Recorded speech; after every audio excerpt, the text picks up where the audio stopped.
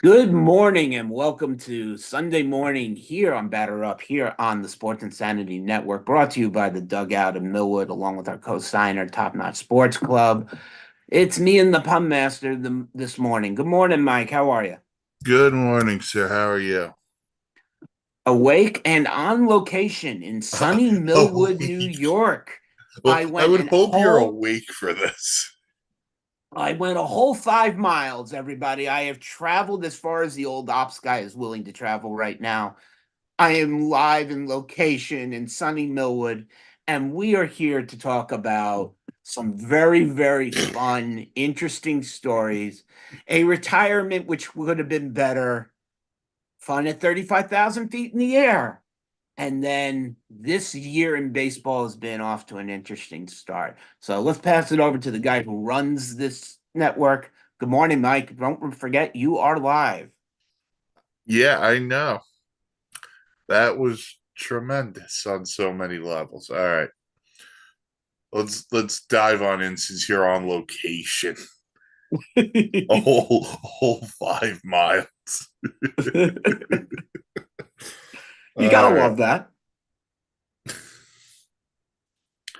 All right.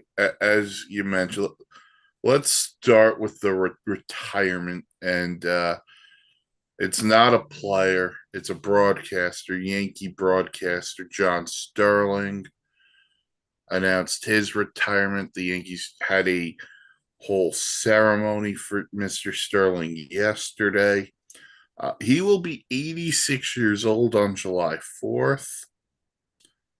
Uh, I am grabbing an article now on ESPN. John Sterling had a 36-year run to conclude a 64-year career.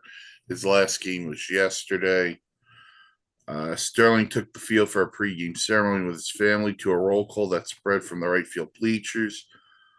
There are video messages from former Yankees, including Derek Jeter, Bernie Williams, and Paul O'Neill. He was presented with gifts, including an 83-inch television and a Yankees home jersey with the number 5,631, the total number of Yankee games he called on radio. All right. You've got two Met fans here. Um, but I will say this as somebody who is a broadcasting major. Congratulations to John Sterling on a tremendous career. And I there are a couple of things when you think about when it comes to the New York Yankees, and longevity happens to be one of them. A 36-year career. And listen, there will never be a better radio voice, and this is not to talk bad of John Sterling. There will never be another Bob Uecker, but John Sterling is the Yankee version of Bob Uecker. Well said. And, congrats on a tremendous career. I'm unsure if Sterling is in the Hall of Fame as the Ford C. Frick Award winner. I'm looking into that now. But uh, Mark, your thoughts Yeah. on Mr. Look, Sterling? John Sterling, like Mike, explained out his stats, has called a great many games. I kind of think for someone who's been a lifelong, like Mike said, longevity Yankee fan, what they did for him was kind of lackluster, in my opinion. I mean, you're telling me the guy needs an 83-inch TV. Send the guy on a cruise around the world. Do something. Something that's gonna. You're telling me Jeter, Bernie Williams, Paul O'Neill, none of them could show up, but they can only send video messages. Come on, this to me, I mean, this is a Which is fumble in weird my because opinion. O'Neill sometimes will do the games for yes. So I guess he wasn't on this for the series against the Right. Rays. And look, I understand everybody has a busy schedule in life, but they could have had a few more stars on hand for this. This wasn't, I mean, this wasn't Bob Murphy here. Let's call it what it is. John Sterling is not Bob Murphy.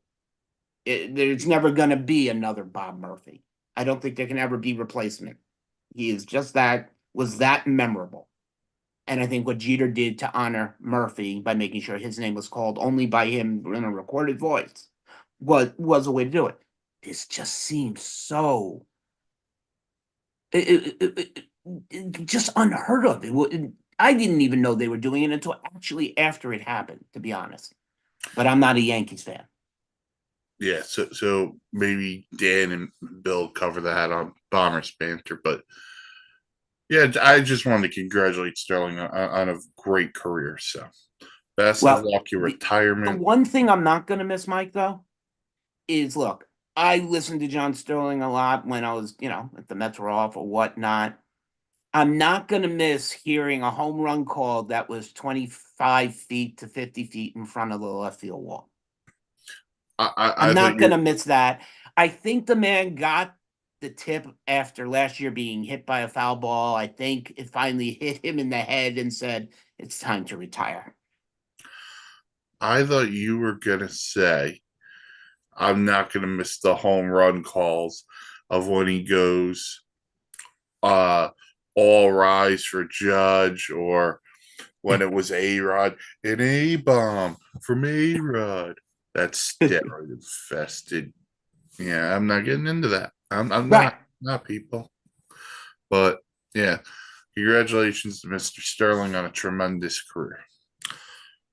Now we could dive into some actual another story because you're the one who turned me onto this story.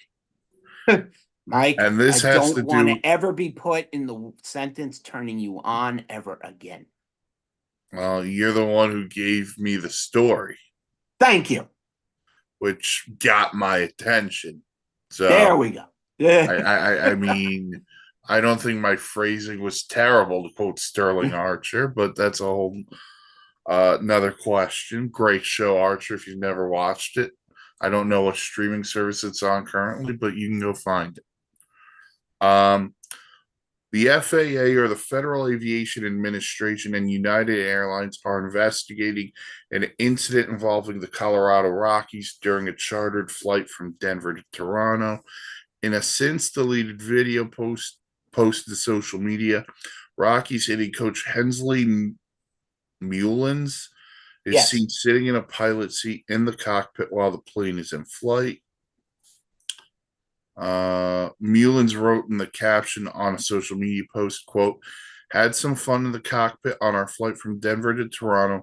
Thanks to the captain and the first officer of our United charter that allowed me this great experience. A United spokesperson said that the airline was conducting its own investigation of the April 10th flight. The airline said the cockpit visit was a clear violation of our safety and operational policies and was reported to the FAA. The United spokesperson Russell Carlton said, we're deeply disturbed by what we see in that video, which appears to show an unauthorized person in the flight deck at cruise altitude while the autopilot was engaged. The pilots on the flight have been withheld from service while the airline investigates. A spokesman for the FAA says it does not comment on the details of open investigations, but noted that federal regulations restrict flight deck access to specific individuals. Mullins has not been was not available for comment in the Rocky Clubhouse on Friday, but manager Bud Black said Mullins was contrite and his job was not in jeopardy. MLB said it was aware and monitoring the FAA investigation. So the only way the Colorado Rockies can make headlines nowadays is by doing something, well, stupid. So have at it. Let me tell you, I was sent the link by a friend, and I actually did a double take when I looked at just the headline, and I said, this has got to be fake news. It wasn't fake news. How irresponsible do you have to be as a pilot and a first officer to allow to be photoed? doing this. This is where the stupidity is. Nobody would have known anything if not for social media. The hitting coach who posted it, a moron. The pilot and the first officer, a moron. Was anybody at danger at any time? I do not believe so. As Mike said, the flight had already reached cruising altitude and autopilot was engaged. So at that point, there's really not, well, let's not say nothing. There's really nothing critical that could be done. However, on the weekend of 420, the week of 420, and it coming out of Colorado, I'm Well, not remember, it fucking happened surprised. last week.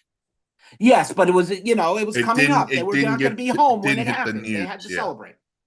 They were going to be in Toronto, so I had to celebrate early. But only stupid crap like this gets talked about. Why?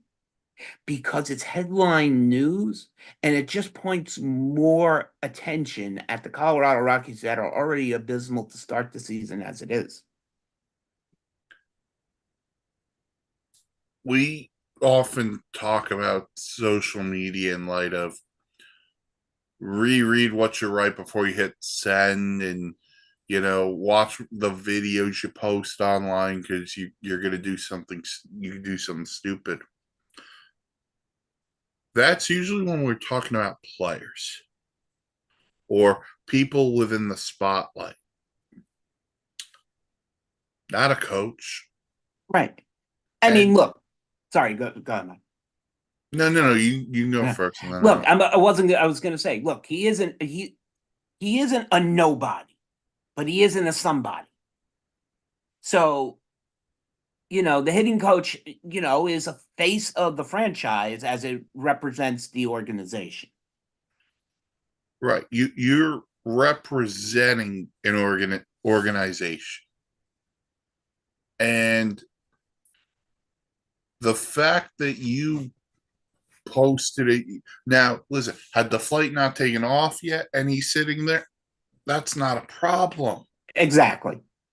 The problem is you're in the air. What happens if there's turbulence or there's something going on? You're not equipped to that. Right.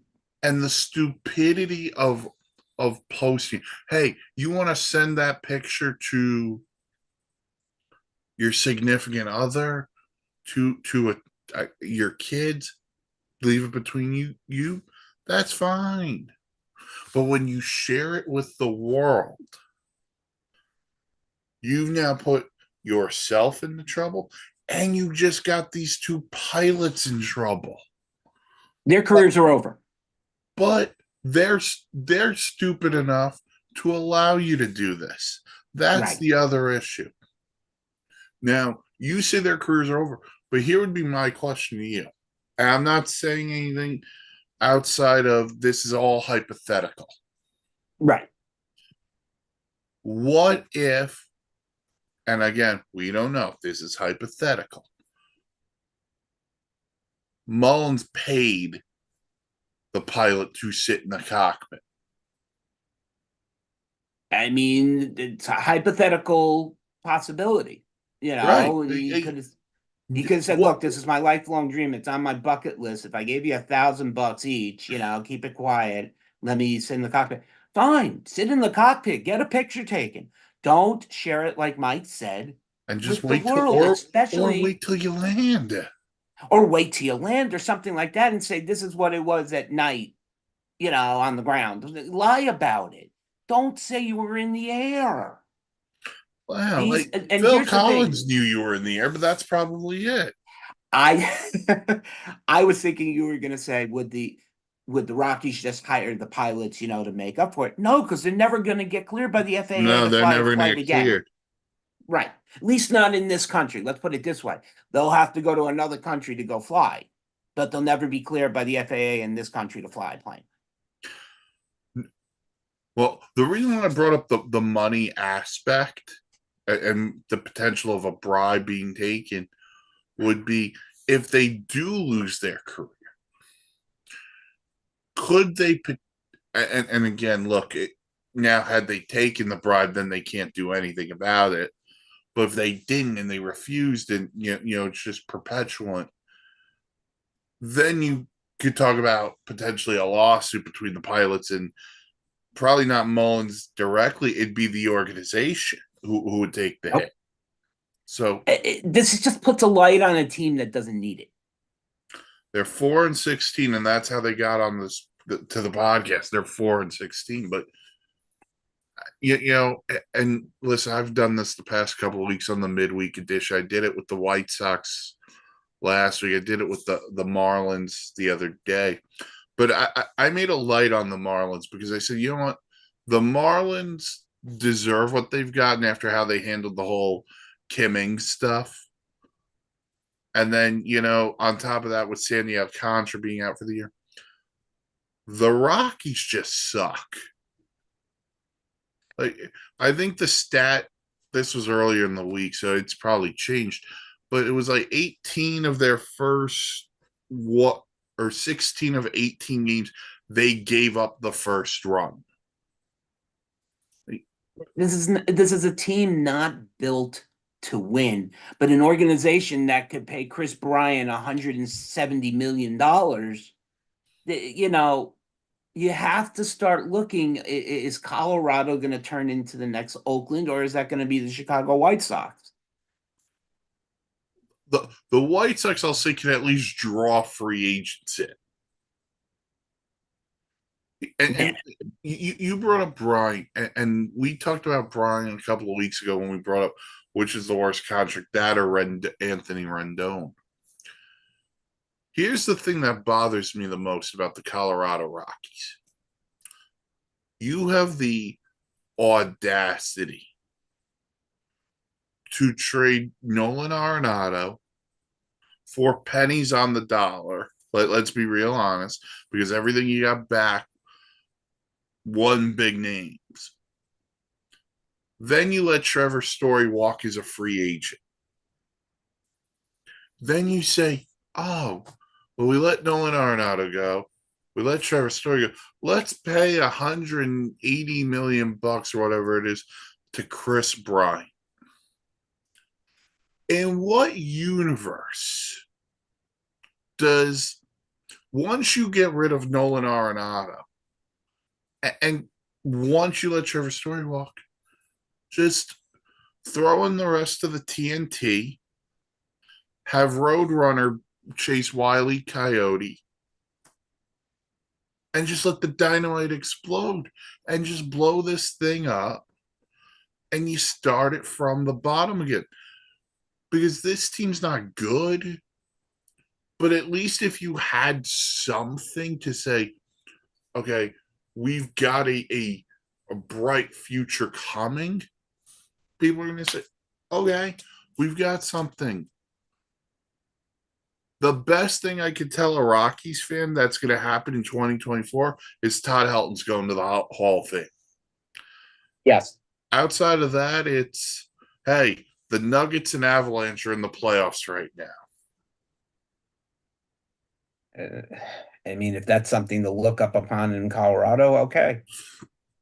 I mean, it's either that or pulling a Randy Gregory. Yeah. But Yeah. but look, it's not that Chris Bryant's a bad player. Chris Bryant's a great baseball player when he's healthy. But since he signed that contract, it's been an Right. unmitigated disaster. He should have been signed to a team on a 2-3 year deal as a DH. Unfortunately, that's all he's going to be really good for. His time in baseball. Look, not saying his time with Chicago wasn't fruitful. He was an amazing ball player with Chicago. Sometimes we just have to be told when we can't play the game anymore. Yeah, injuries have crushed him, and here's the other part about the Rockies: they have to draft and develop pitching because no starting pitcher is going to go to Colorado in free agency because nobody wants their ERA inflated by Coors Field. Despite the humidor for the balls, it's just when you send mixed signals, the fans are confused, organizationally you're confused, and people on the outside are confused. And that's what, now listen, now would be a great time for you to blow it up just based on what the Dodgers are. The Padres are playing well. The Diamondbacks won the National League last year, and people think the Giants can compete. So now would be a perfect time if you're the Rockies to say, all right, we're going to rebuild this thing. And you just send pieces off and listen, I get it. You got to field the team. But I mean, now you're just making headlines for all the wrong reasons. Right. And that's the problem. And that's the crash landing. To take a pun that we're Plane glad that did pun. not happen. You think they'd find a guy like Maverick from Top Gun to land the plane or no? Well, let's put it this way. I could have landed it. I land very well on Xbox Flight Simulator. I have not crashed into a mountain or building yet.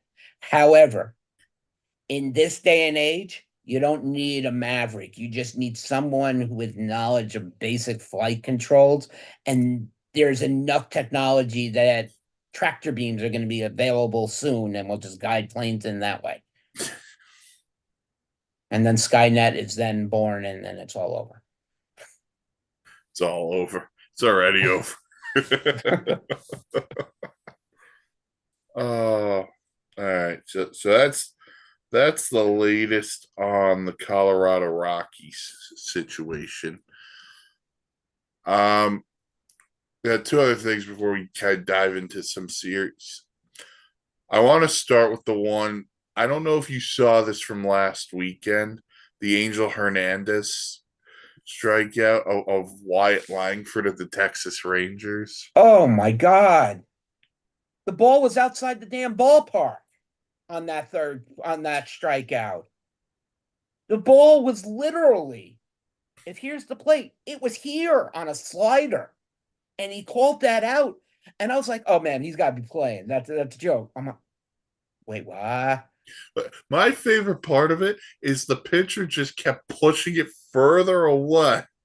Yeah, And I don't blame the pitcher at all because if he's going to call it the first time, you got to try it.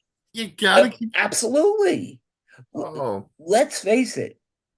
MLB umpires only get the ratings they do because Angel Hernandez is in the field of play, so to speak.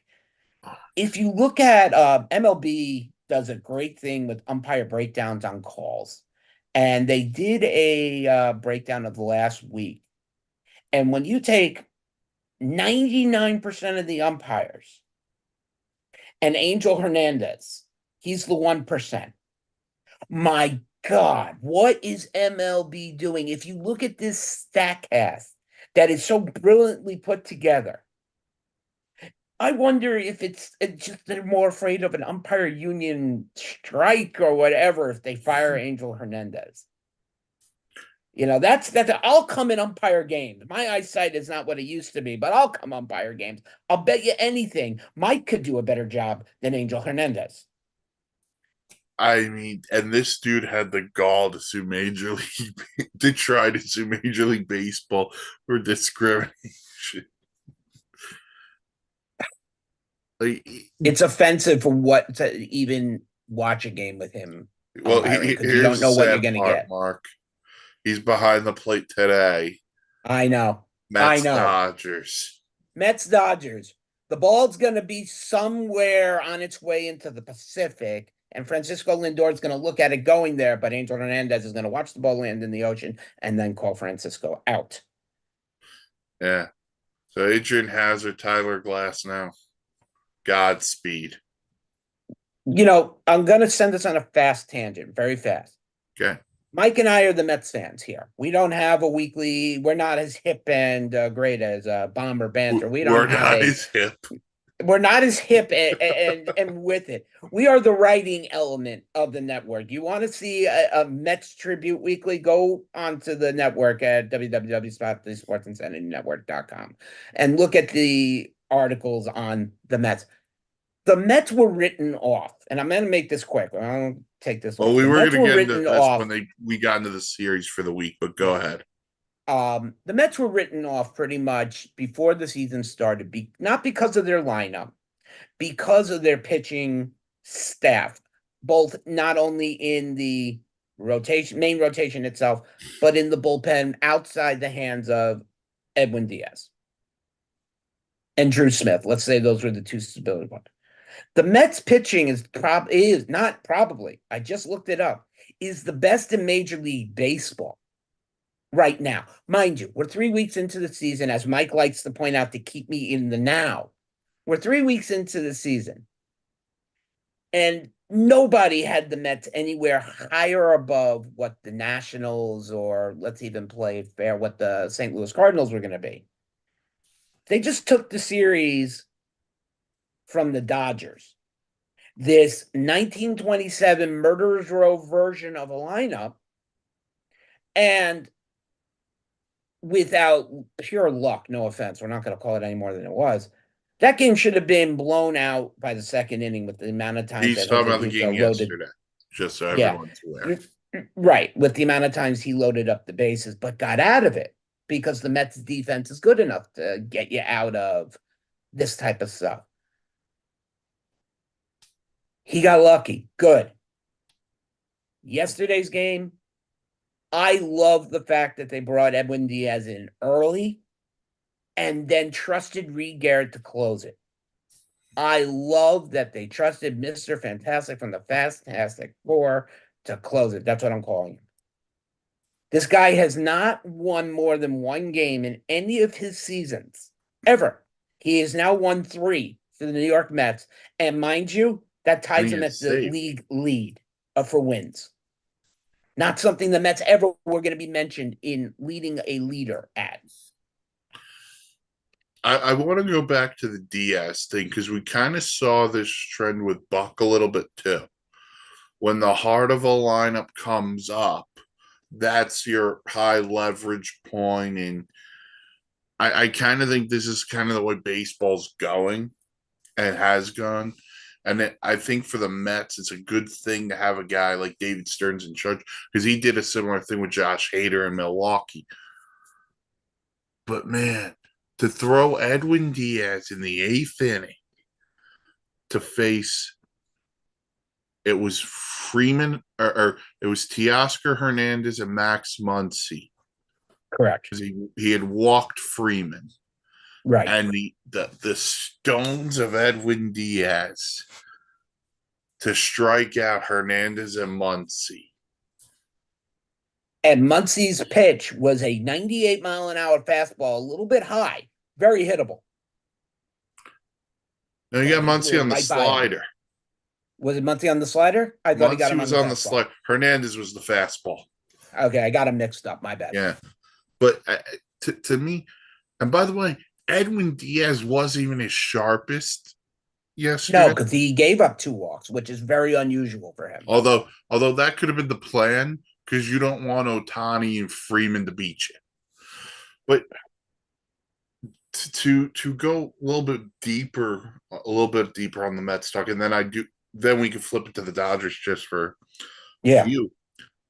I think the thing that's impressed me about the Mets, and we kind of talked about this before we started the show. You know, you brought up Bader, and Bader's been good, but the importance of a healthy Starling Marte. Yes. And that is something we talked about all off season. If the Mets are going to compete, they need Starling Marte to be healthy. And to be fair to Carlos Mendoza and to be fair to David Stearns, they don't have to run Marte out in the field every day because of what Bader's given them and because of what Tyrone Taylor has given them. Thank And you. that is just those were shrewd moves by Stearns over the offseason. Listen, Carlos Mendoza and you, Harrison Bader, both were with the Yankees last year. David Stearns knew Tyrone Taylor. They were both in Milwaukee. No one could have expected the impact both would have. No. Yes, it's April Well, 21st, but both have had a major impact. and so we can move on. I'll make it very fast. Bader, I love the signing because I knew what it would do for Nimmo, being able to make Nimmo a more make Left Nimmo a field. movable position. And Nimmo shined there. But Bader's defense was the reason the Mets got him. The Mets knew he wasn't going to slash 290 or anything like that. But like at the Yankees, his defense has been impeccable. But I love the fact that the guy's hitting right now. But as Mike said, we are still 3 weeks into the season. Well, and the other part is speed. Yes, Speed. and that's something the Mets have always, well, not always have lacked, but have lacked over the No, over the years. yeah, they lack it. Let's be blunt about it. Nemo got a stolen base yesterday, but he doesn't run that often.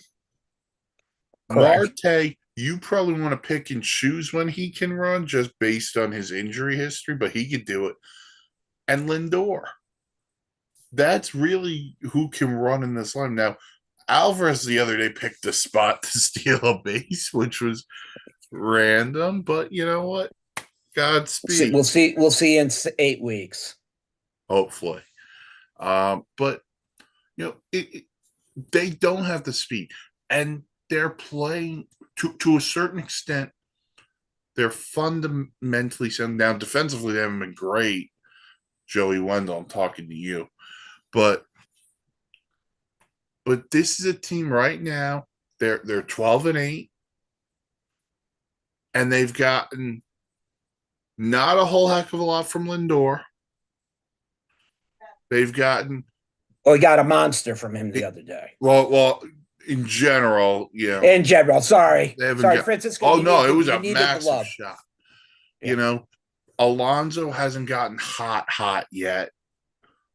You know, and by the way, we haven't seen JD Martinez or Kodai Senga yet. Although I'm starting to believe in JD Martinez might just be a figment of our imagination and he never plays. Well, the one thing that JD Martinez, Mike, and then we'll move on fast, is that that's going to slow up that Mets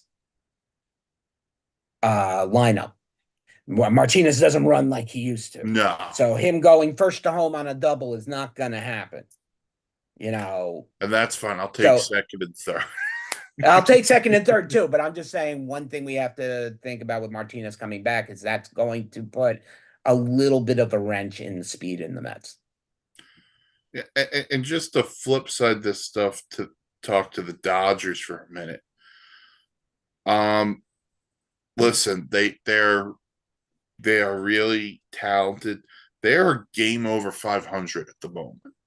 Which is surprising. Once again, I know it's April 21st, but after watching them the first 2 games of this series, they are they have a ton of injuries pitching wise, and I get it. But it's not the pitching. The pitching is partially the concern. They don't hit with runners in scoring position without the top guys in the lineup. Right. Like, if it ain't Betts, Otani, Freeman, Muncy, they're not doing damage.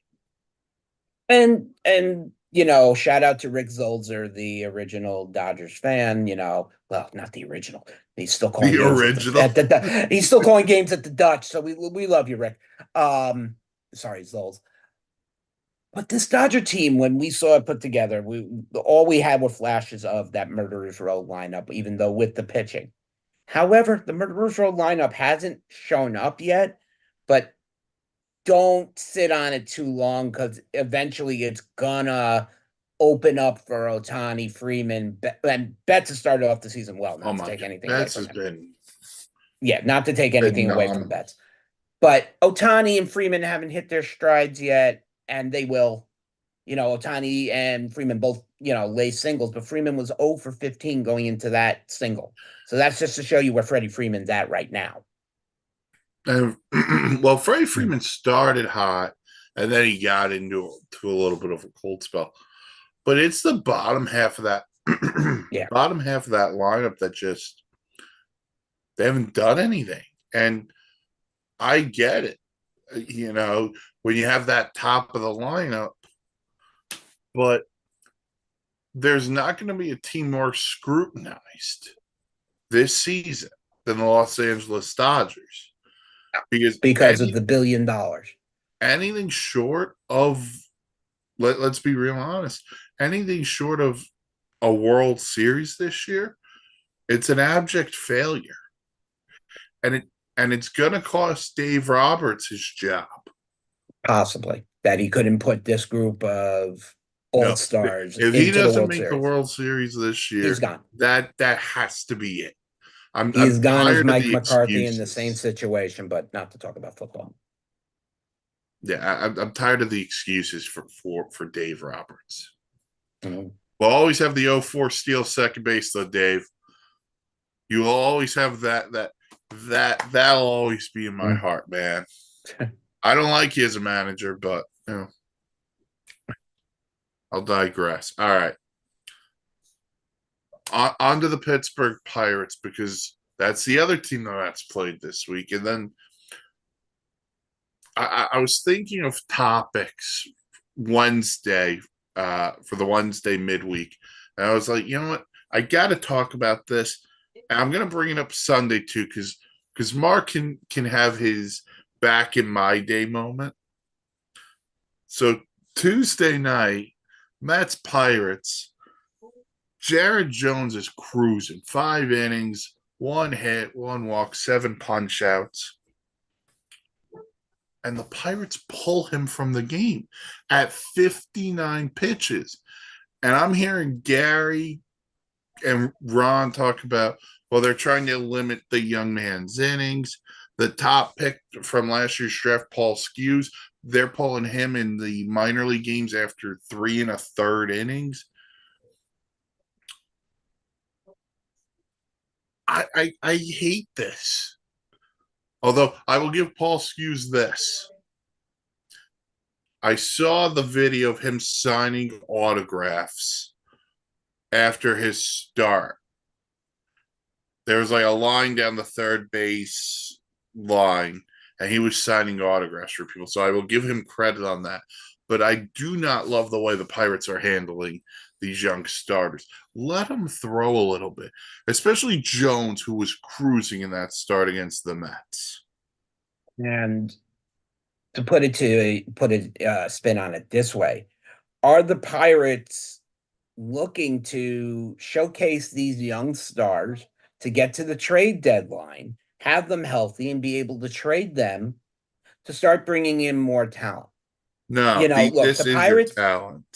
that the Pirates, unfortunately, I mean, look, there's no doubt in my mind that O'Neill Cruz is injured. We have spoken about this a couple of times in, his knee. There's nothing wrong with his arm as he can throw somebody out from the corner of left field, probably to the parking lot on a fly. So I wouldn't worry about that. But his speed is gone. You've lost Cabrian Hayes. He's not there. There's no TNT in this team anywhere. There's nothing to get it going, nothing to really get behind it. You have Henry Davis, he has not done much. You have all these names. Are the Pirates going to be a let's do this? Let's showcase them. Hey, they're doing well. Pull them now. Let's save them. Let's see if he can do it again and again and again, and then attract teams with a farm loaded. Not to call us out, but the Mets, and you look at a couple other clubs, the Mariners possibly, and stuff like that, is where you have to start thinking where possibly Pittsburgh could be thinking. It doesn't mean I'm right. It's just it's a hypothetical.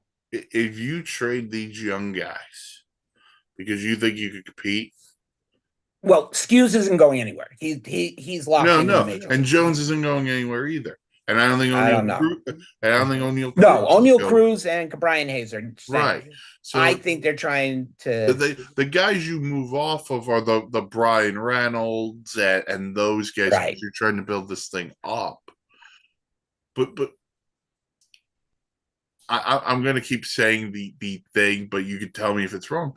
But in your day, and I say this to my dad all the time, but in your day, a dude doesn't get pulled at 60 pitches. Nolan Ryan threw 134 pitches. I was about to say I was 132, so I'm glad you had that number down. Pitchers are not I like was they using an used. arbitrary number, but Yeah, pitchers, going back to the eight. Let's, as Mike likes to say, going back to my day. So let's take it to the '80s. back in my day, You know, Sonny. yeah, early '80s. Picture it, New York, 1986. Pitchers would go 100 pitches. Doc Gooden, if he had 59 pitches in the third inning, he would still pitch 170 pitches for the Mets in a 9 inning game. The bullpen, yes, was adapted more and more towards the early 70s into the 80s, made more popular in the 90s, and then started to really gain its track in the 2000s, is where you really saw starting pitching really take its turn, where you saw less complete games. Quality starts were still there, not like they are now. Quality starts are a lot less than they used to be. But you look at pitchers like, let's take the top in the game, and he's not even pitched a game in the major leagues yet. Max Scherzer for Texas is doing his rehab assignment now, and they said he's going to be on a pitch count. Here was Scherzer's answer: anything less than 7 innings is not a pitch count. It's a removal of what I'm against. It doesn't matter. They're paying you. They want you out. They want you out. That's the nature of the game today. The nature of the game is no longer who has the guys with the endurance. It's now who has the most strategic. And that's where the bullpen comes into play. If your starter can get you a quality start, 6 good innings, and then you hand it off for the last three, fine. In the rare occasions of a no-hit bid or a perfect game bid, different scenario. You could let a Johan Santana situation happen because of it. Let me throw this at you because Zach Wheeler had a no hit bid going into the ninth last night and he gave up a hit. I don't think they let him finish it And because he pitched a great game, he by the did. way. He He pitched a did. great game. But if you're the Pirates, I'm using Jones because Hughes is still down in the minor leagues. Jared Jones hasn't given up a hit through 5 innings, 6 innings. You're going to take that away from him because you're putting him on a pitch count. You're going to take away that moment from a kid because you're counting his innings. I just to me, we've taken.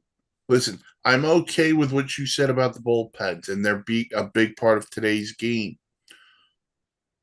But the aura of an elite starter is gone. You brought up Max Scherzer. Well, think of this: Pedro Martinez, he doesn't get pulled at 59 pitches.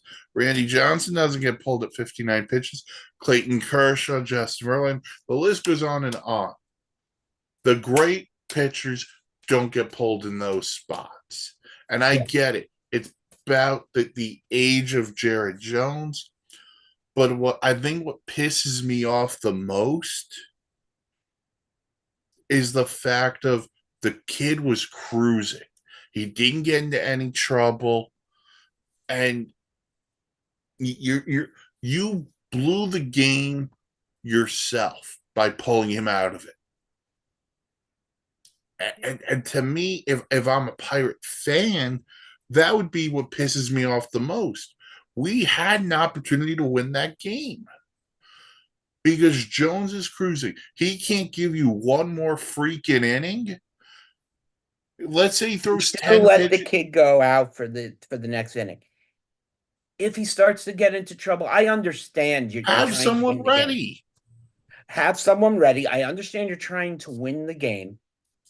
And you're trying to make sure you don't end up with this poor kid ending up what seems to be the most catching disease ever, which is Tommy John syndrome over the last couple of years. And I understand it. I get it. But it's not like you were up 10-0. This is a no hit perfect. It wasn't a perfect game. No hit bid. Sorry, no hit The bid. no hit bid for me was just hypothetically. He'd given up a hit, Right. but Let the kid sorry. he's cruising. Get let the kid pitch. What's the worst that can happen? He goes out, gives up a hit on the first batter, and you pull him then. Okay, you're done. You had a good run. Okay, fine. And you're not even taking him, Give the fans something to come and see. and you're not taking him out because he was bad. You're taking him out to protect him from himself. But what's another 10 pitches? Exactly. What's another inning? And by the way, they're not stress pitches. That's the thing. He had You're right. very few 3-2 counts. You're right. Tommy John surgery, shoulder issues, all of these injury stuff that we've talked about over the last couple of weeks, that plays a huge factor in this. But the thing for me is this: if you stopped babying and coddling these guys and let them go and do what they're going to be paid to do, we wouldn't have some of these issues. And on top of this, you're the Pittsburgh Pirates. You need a draw. You need a reason for fans to come to the ballpark. And on top of that, you want positive energy. The Pirates have been down bad multiple years. One, because ownership is cheap and they don't want to spend the money. Look at the Marlins 2 years ago. They weren't good, but Sandy Alcantara was good enough to win a Cy Young, and people would go on his starts. Fast forward it now, nobody goes to the Marlins games anyway, and Sandy Alcantara's done because of Tommy John.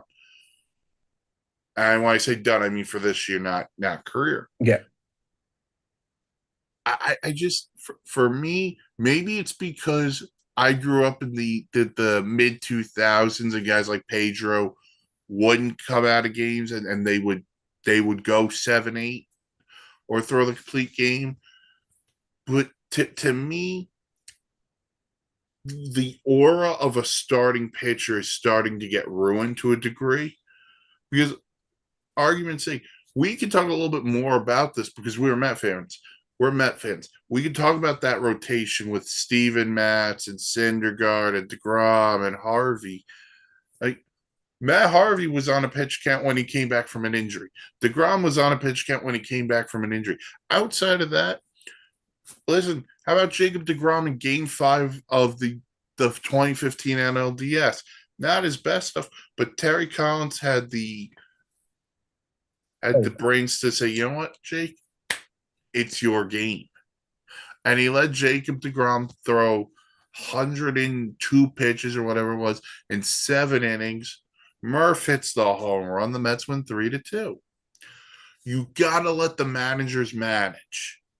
Right. Stop with these stupid geeks up in a press box on their computers being, oh, he's at 59 pitches. Let's calculate 59 pitches times the amount of starts. Get a life. Enjoy the game, nerd. Exactly. You know, Felt like that was a rant. no, it's not a rant. It's the right way to say it. The only way these kids are going to actually learn is by getting in and out of trouble.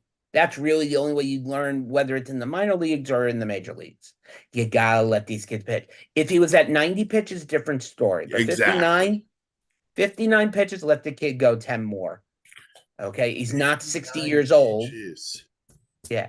Let the kid come out for one more at bat at least. If he Yeah, throws 9 pitches and you're uncomfortable, then pull him then. like yeah, if you're gonna end it with a number ending in 9, you got to pull them at 69 pitches. Not shut out Ron Gronkowski. All right. Speaking of the Pirates, they'll lead off our series to watch this week, and they will play the NL Central leading Milwaukee Brewers, who made headlines earlier this week. Christian Yelich on the injured list with Mark's injury, another back issue. Yeah, but at least his spine isn't discriminatory like mine. Mine just says it's cold. Go back to bed. Uh, but the Brewers are still in first place, playing decent ball, and the Pirates, after that hot start, they've kind of collapsed a little bit. Let's see. You want to add anything to this? It's an interesting series to watch because this is not going to be a high scoring event in any of the three games. I think the defense will show up here. You'll see some nice plays on defense. But if you look at the Brewers, I mean, you got William Contreras who's leading you with 20 RBIs and hits, and Yelich, as you just said, went on the IL with an injured back. He was leading with home runs, and not to mention that Contreras is also batting almost 400 right now. That's going to change. But the real story of the Milwaukee Brewers is the resurgence of Bryce Terang. And what a start to the season this kid is having for, this Milwaukee team. He's hitting almost every day. He's making good plays in the field. And how about Jackson Churia? I did not think this kid would be up this soon, but he off to a hot start. 4 home runs in his what should be third year in the minor leagues, and he's up in the majors performing like he's been here without a blink of an eye. Well, that's the story for me about the Brewers. It's the young players and it's the pitching. We thought the bullpen would take a massive step back, not just because no hater, but Devin Williams is supposed to be out the first 3 months. Bullpen's been pretty good. The rotation's been solid. That's like the Brewers have the next man up mentality, and it's been really nice to see what they've started here. And as for the Pirates, look, we talked about them at nauseum just before. A lot of young talent. Do want to shout out Andrew McCutchen, though, did hit his 300th home run last week. So, uh, let me phrase it: potential Hall of Famer Andrew McCutchen. That's a debate for Could be another one day. day. Yep. But yeah. Um, Also around the National League, we've got the Phillies at the Reds. A little Again, disappointed that this season series is going to end in April because I like. But listen, I think the world of the Reds, and I think Philly is still the team no one talks about, but they're really good in the National League. and saying I agree with you is almost like a knife to the stomach. But yeah, the Philadelphia Phillies have a great, have a great, they have a good damn ball team. You got good pitching, you got a good lineup, you got good defense. You got all three characters. It's just not translating into what they should be. Harper isn't what he used to be. He's, problems with the elbow, the shoulder, the back, the knee, the ankle. I mean, he's basically the game of operation lately. Um, but this Phillies team is talented, and I felt bad for Wheeler that he gave up the hit in the ninth and whatnot. But I liked Zach Wheeler. I hated the fact that he went to the Phillies, and that's why I hate him because he's at the Thanks, Phillies. He Brody goes Van anywhere else, I'll Wagenen. like him again. That's the only reason I hate the guy. I loved him on the Mets. I wanted the Mets to keep him, but sometimes you got to let the good ones die young. I don't care that he left Wheeler because he was never healthy as a Met, but there are other teams. Like, here's what I think: when you're a Met free agent, there are a few teams I don't like if you sign with. I'm not happy if you sign with the Yankees. I'm not happy you sign with the Braves. I ain't happy you sign with the Phillies. And there was a time, and I only say this because I really love the guy, but when Murph signed with the Nationals, That was like a dagger to the heart. And it was, I don't like to sour. I don't like to sour, things as they are. It is what it is. But if there was any decision I could have made, it would have been bring Trey Turner to New York. I don't know how they could have pulled it off, but that if I could have taken any of the signings that the Phillies did and changed it to a Met, and we can make this for another time, it would be Trey Turner. Yeah, I just don't know where he's playing. That's the question. That's a problem. But I'm Yeah. just saying I would have loved to have seen him. All right. And the last NL series, we went Mets at nauseum, but Mets Giants is another pretty interesting series. Two teams that we expect to compete for one of the wild cards in the National League. Absolutely. And if you look at both divisions, the Giants are, hanging around just like the Mets are, that's fine. Nobody precedent what the Mets are doing, but the Giants have a lot of talent. And there's always a name that he's got if he plays today or whether he plays tomorrow. I'm sorry, it's not just one, it's two. Conforto and Flores, big shout out to you guys, miss you guys. But I don't sleep on this Giants team. I mean, not because they went out and got Blake Snell, the biggest joke to get that type of money in this side of the universe, but don't sleep on this Giants team because they're going to be up there come the end of the season and not because of lack of talent. No, Trust me. their injury is going to be defined if they could stay healthy. Jung Ho Lee's come in. He's done a pretty good job. You mentioned Conforto. Snell's been not good his first couple of starts, which means Not at all. he's going to throw 7 shutout innings against the Mets. The only thing I don't know if he would pitch the third game. I would like to see Sean Manaea face the Giants. I don't know if he pitches on this round. I will look right now. I don't think he does. It would be a nice Can change I and know it's Quintana on Monday, right. And Hauser today. which So means I don't know. Severino on Tuesday. All right, this is from ESPN. Not The a sponsor. I mean the Could be. probables on Wednesday are Shamanai and Blake Snell. The think about it if Blake Snell was a much better pitcher, you could be looking at the flip opposite. It could have been Blake Snell pitching for the Mets and Manaea staying out. But Mike and I wrote an article 2 years ago, collab article on our reasons on why we wanted Sean Manaea as a Met 2 years ago, and I'm so glad that came to fruition. Yeah, so Tuesday will be Logan Webb against Severino. Monday will be Jose Quintana for the Mets, and let me double check for the Giants really quick. The fact that I'm only doing it for this series is kind of brutal, but Win, who is Win. Keaton Win, 26 years old, Good luck, kid. 1-3 with a 4.09. Wonder Better if he than I could related to throw. Randy Win. All right, those are National League series. In the American League, you got the Tigers and the Rays. The Tigers, who we thought were going to be this Tigers, not we're waiting fantastic. for it, man. We thought they were going to be this electric team, but Torkelson hasn't gotten off to the start that we all hoped. Um, and Javi Baez is just Javi Baez, so whatever.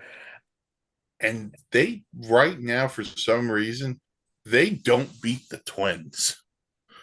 The Twins have played very well against them. Yes, and they'll get not that he's the best part of their core, but he's the most expensive. They'll get Correa back in less than 2 weeks. That's what they hope. Well, that's according to news article this morning. They're like Mike said, hoping to have him back within 2 weeks to keep this momentum going. And for the Rays, listen, I still think this year the Rays are gonna hit a little bit of a stop pull. They're gonna hit a little bit just because of injuries they've got and situations they're in. But right now, listen, it's early, but they're keeping themselves alive in the AL East. But I think the dog days of summer will catch up to them. But they find ways every year. They find Yes, ways. They're very spunky. Then you got rematch of the in from the 2015 playoff, the Royals and the Blue Jays. the Royals. What can you say about the Royals? They got one of the hottest players in baseball with Bobby Witt Jr., and they're not building around him like they should be.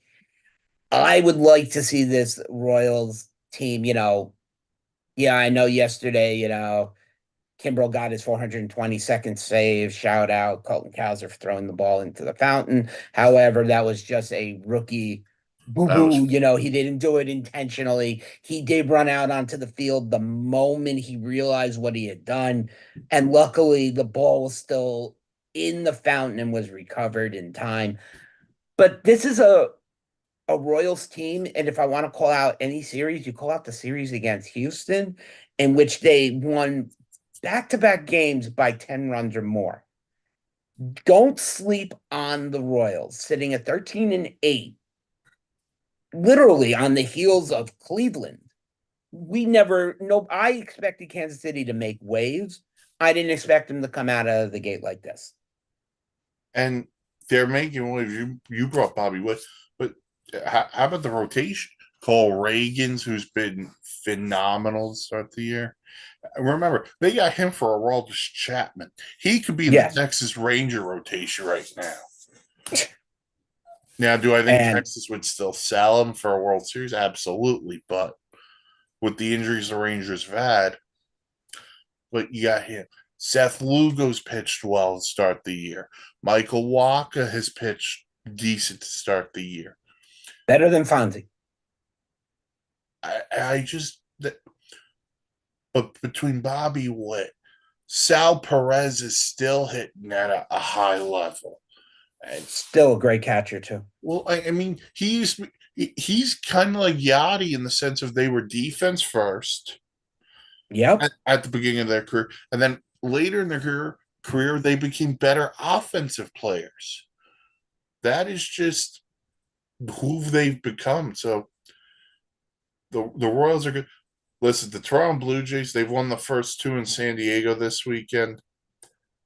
I think I said this Wednesday. I'm going to keep saying it. We talk a lot about the Yankees. We talk a lot about the Orioles. We talk a lot about the Rangers.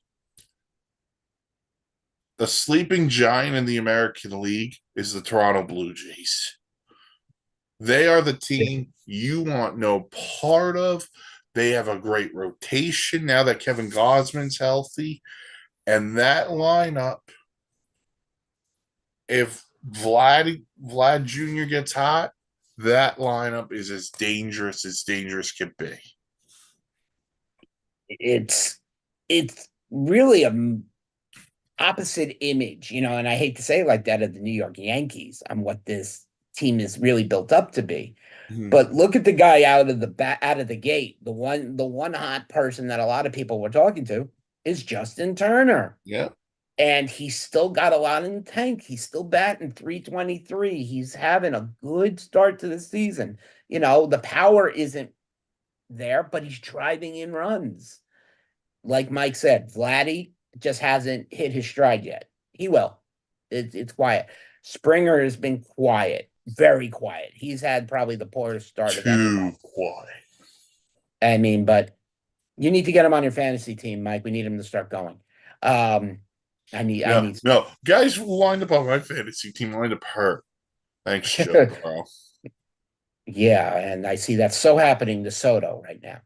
But you look at this team, Eventually it will. and and it's gonna explode. And like Mike said, the pitching is back, And if they can hang around, they're going to be Nats come the time of wild card. I don't think they have it to win the division, No. but wild card is a definite high possibility. And by the way, if you win a division and you got to play that team where they can Oh, line up forget. Gosman, Barrios, who's been great to start, and Yes, then he has. and Chris Bassett, who's been really good. Like, I'll take those three over a lot of other teams' top three. As long as they promise to bat Daniel Vogelback fourth if they play us, deal. Just keep them away from the poo team. That's all I'm going to say. Batting And 154, just so you all know. I'm not making the joke. I'm not going to make the joke, and I'm not going to make the joke off air.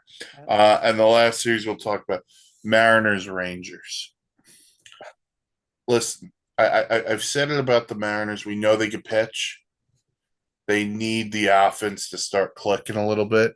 The offense has gotten going in Colorado, but we know Colorado. The Mariners just need. I'm sorry, Mike. Mariners need to kick like this lineup going. The big star on this lineup is Julio Rodriguez. Yep. He's batting 256, which is nothing to shy about. But he's known for one thing, and one of this thing this kid did is he won the home run derby last year. He has a donut right now. And the thing that I'm afraid of is I watched him end his season after the home run derby, and it kind of reminded me of somebody who participated in a home run derby and almost was never the same since, and that's David Wright. And that's one of the reasons what scares me about home run derbies I is thought that you'd say Bobby Abreu. Oh, wow. Is that you're going out there, it's not like it used to be 10 swings. It's 3 minutes. That's a lot of And pull multiple rounds. and multiple rounds. So you're talking about a player possibly swinging the bat. I mean, if they go through all around 100 times in the span of 3 hours, they don't do that in a day anymore. That's not even spring training. That's, if you're throwing out Pete Alonso, you're scared.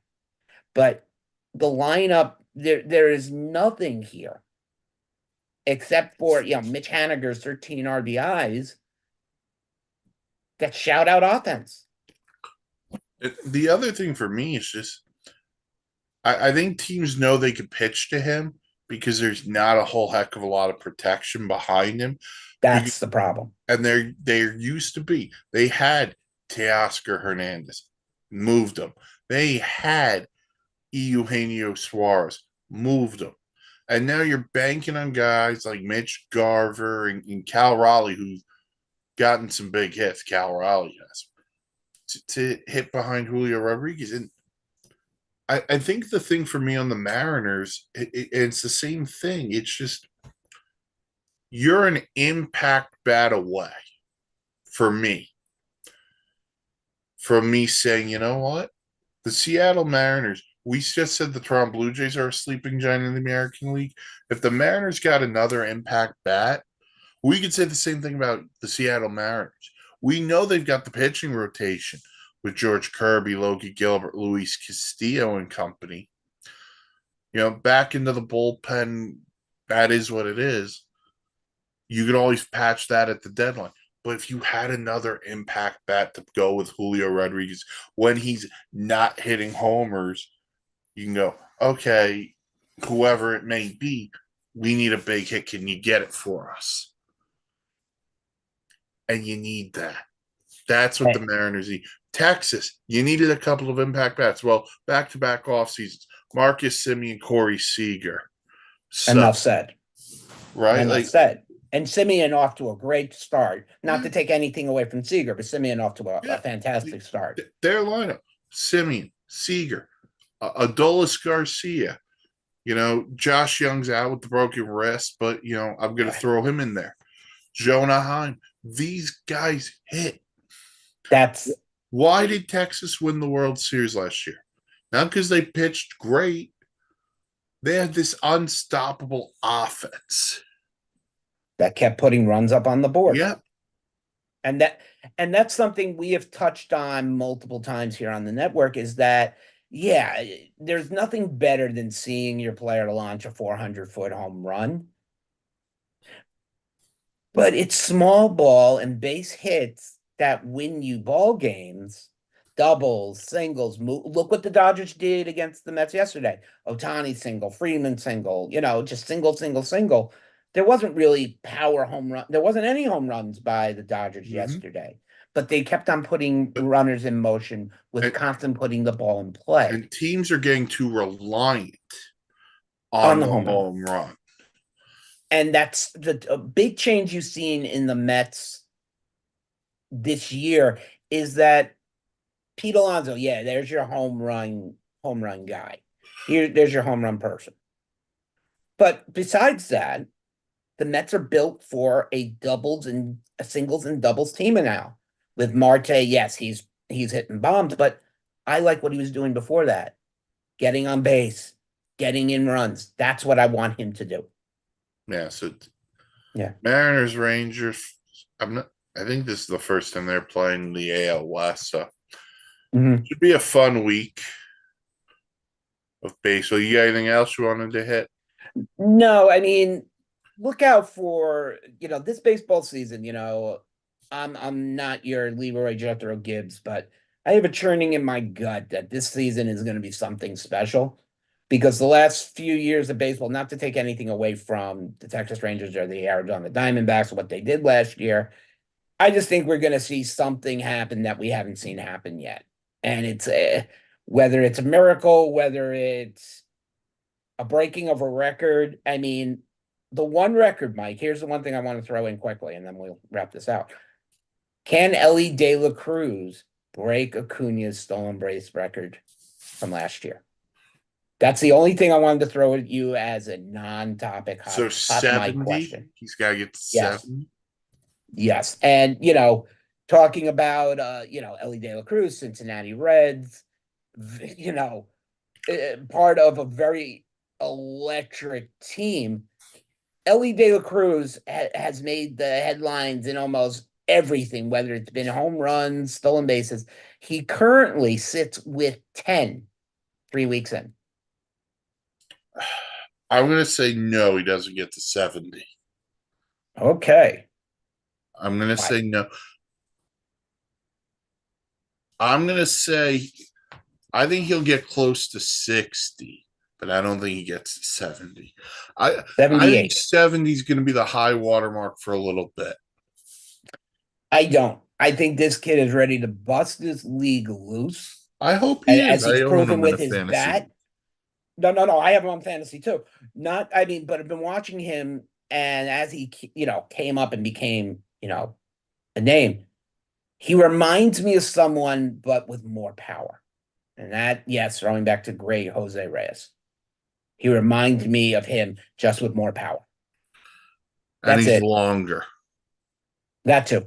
Those he takes those long strides. He's a big dude. I mean, you want to wrap up rookie of the year and hand it to this kid now, you might as well. Think of the battles in the NL Central between him and O'Neill Cruz It's that they just gonna could, it's just gonna be this Reds team is not gonna win 100 ball games. but they're They're gonna fun. be they're fun to watch. And Yeah, I have tuned in multiple games. yeah. Not while the Mets were on, but I've had them on just watching what's You, going on. you got De La Cruz, you got Spencer the Good Steer, you got Encarnacio Strand, who's yet to hit his stride, uh, really. Nick Martini, who likes it shaken, not stirred. And Jonathan India and Spencer Steer is off to an amazing start. Yeah, the Good Steer. So Yeah, the Reds are fun. All right. That'll do it for this edition of Batter Up here on the Sports Insanity Network, sponsored by the Dugout of Millwood. Mark, you got anything on the dugout coming? Well, we will be receiving our grading order back this coming Wednesday. Thank you very much to World Championship Sport Car Breaks in West Palm Beach, Florida. And you will expect to see Charlotte with a recap of what we get. We will be waiting on the return. Could it be a Wemby jersey patch 10? Why did I grade it? I don't know. It's just sometimes you get a feeling. This feeling might have maybe $50 at the most, but if it comes back at 10, there hasn't been many tens of Wemby in the jersey patch from that set there yet. So a pop one would be nice. It would help it sell more. But otherwise, for all of us here at the Sports Insanity Network, go and check it out at the website, www.sportsinsanitynetwork.com, for all your blogs, vlogs. I'm not going to take Mike's line away from him. Check us out on the X, Des Bryant's signature series, not Elon Musk. Find us on there. Watch for live shows and tune in Tuesday night. I mean, sorry, Thursday morning, as we will have we're recording Tuesday night. I apologize.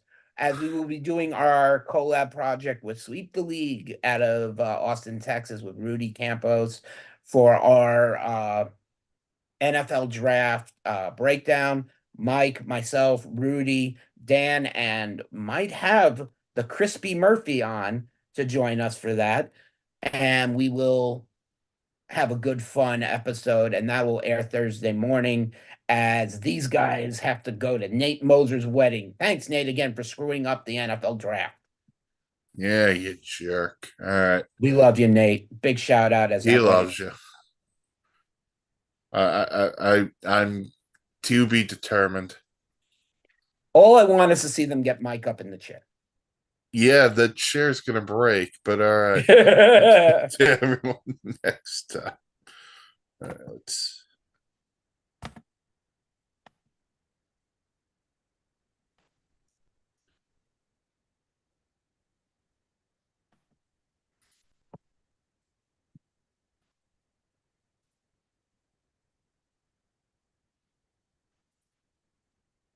Under more.